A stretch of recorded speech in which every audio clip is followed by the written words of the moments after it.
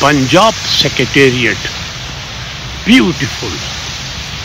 और मेरा जो आज व्लॉग है वो अनारकली के मज़ार पे जो यहीं दफन है।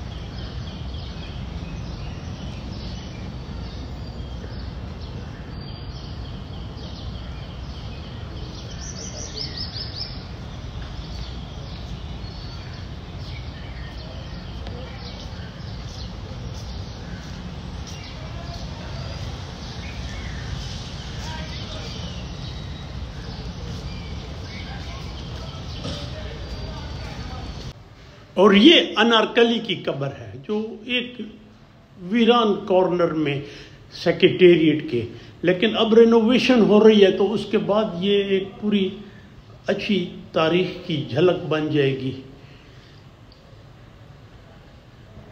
उसका ड्रामे बने, मूवी बनी, मिथ है या रियलिटी है, बट रियलिटी होगी। और ऐसे जो तारीख बताती है 1599 में यहाँ इसको, उस वक्त ये मैदान था, चुनवा दिया गया था शहंशाह अकबर के हुक्म से। उसने कहीं शीशे में देख लिया था कि जहांगीर ने उसकी तरफ देखा, मुस्कुराया, वो मुस्कुराई और कोई इशारा किया होगा, तो अकबर बादशाह को ये बुरा लगा और उसने हुक्म दिया कि इसको a sort of death sentence, कि ये खड़ी हो जाती थी।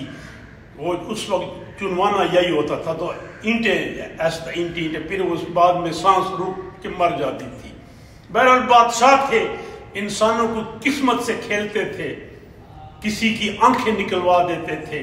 मुगल बादशाहों ने भाइयों की आंखें निकलवा दी, मरवा दिया, ये तो गैर थी। और